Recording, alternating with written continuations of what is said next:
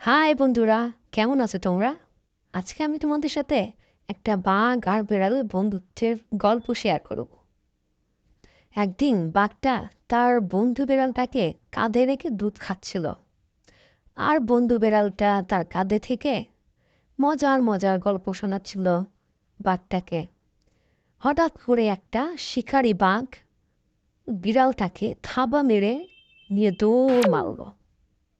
আর এদিকে বন্ধু বাঘটা সেই বাঘটার পিছে পিছে ছুটতে লাগলো, আর ওই বাঘটার সাথে অনেকক্ষণ অনেকক্ষণ ঝগড়া করতে লাগলো, এবং শেষমেশ সেই শিকারী বাঘটা বন্ধু বাঘটার সাথে পরাজিত হয়ে চলে গেল।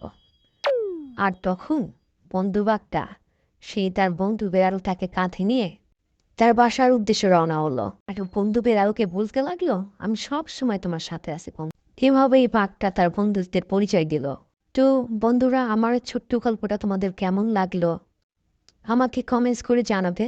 সেই সাথে আমার চ্যানেলটাকে লাইক করে সাবস্ক্রাইব করে আমার সাথে থাকবে। এই প্রত্যাশা রেখে আজকের মতো এখানে রাখছি। ধন্যবাদ সবাইকে।